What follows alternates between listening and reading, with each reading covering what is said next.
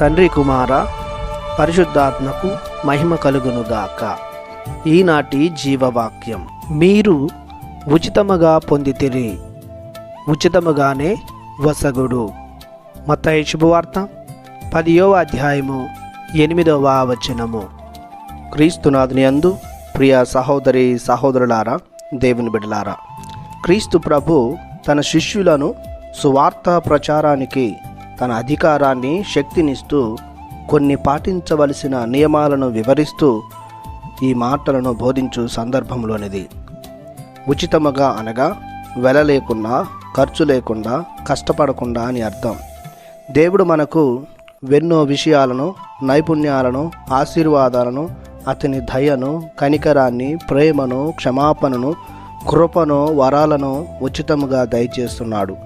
ముఖ్యంగా మనం పొందుకున్న రక్షణ కూడా దేవుని యొక్క ఉచితానుగ్రహం. దేవుడిచ్చిన వాటికి మనం ఎలాంటి ప్రయాసపడలేదు. ప్రాణం, దేహం, ఆత్మ, జ్ఞానం, అతని రూపం, పోలిక ఇవన్నీ దేవుని ఉచితానుగ్రహమే. మనం వీటిని పొందుటకు ఎలాంటి కష్టం చేయలేదు, ఏమీ ఖర్చు పెట్టలేదు. మనము అనుభవిస్తున్నటువంటి ఈ సృష్టి వస్తువులు, సృష్టిలో ప్రతి ఒక్కటి దేవుడిచ్చినటువంటి ఉచితానుగ్రహమే. ఇంకా పరిశుద్ధ గ్రంథం ప్రకారం మనం మరెన్నో అనుగ్రహాలు దేవుని నుండి పొందుకుని ఉన్నాము. పౌలు రోమీయులకు రాసినటువంటి లేఖ 6:23 ప్రకారం శాశ్వత జీవనమును మనం దేవుడి నుండి పొందుకుంటూ ఉన్నాం. మత్తయి శుభవార్త 11:28 ప్రకారం మనం ఎల్లప్పుడూ కూడా దైనందిన ఆహారాన్ని ఆ దేవుడి నుంచి పొందుకుంటూ ఉన్నాం. అపోస్తుల కార్యములు 1:4 ప్రకారం 8వ వచనం ప్రకారం దేవుని యొక్క ఆత్మను మనం వరముగా పొందుకుంటూ ఉన్నాం. మనం దేవుని నుండి ఇవన్నీ పొందుకున్నాము కాబట్టి వాటిని మనం ఉచితంగానే ఖర్చు పెట్టాలి, అనగా మన తోటి వారి కోసం వాటిని ఇవ్వగలగాలి. యోహాను శుభవార్త 13వ అధ్యాయం 34వ వచనం ప్రకారం దేవుడు మనల్ని ప్రేమిస్తున్నట్లు మనం మన పొరుగు వారిని ప్రేమించాలి. ఎందుకంటే ప్రేమ దేవుని ఉచితానుగ్రహం కనుక.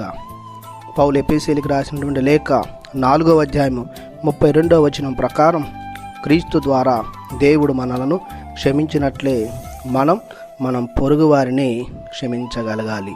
ఎందుకంటే క్షమ దేవుని నుండి వచ్చే ఉచితానుగ్రహం. లూకా శుభవార్త 6వ అధ్యాయం 36వ వచనం ప్రకారం మీ తండ్రి వలె మీరును కనికరము గలవారయుండు అని యేసుక్రీస్తు ప్రభు పలుకుతూ ఉన్నారు. అనగా దేవుని నుండి లభించే కనికరము కూడా మనకు ఉచితానుగ్రహమే.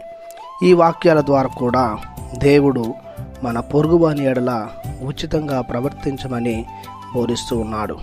మనం పొందుకున్న ప్రతి ఒక్కటి మన సోదరులతో పంచుకోవడంలో ప్రేమ, క్షమ, కనికరం కలిగి జీవించాలి.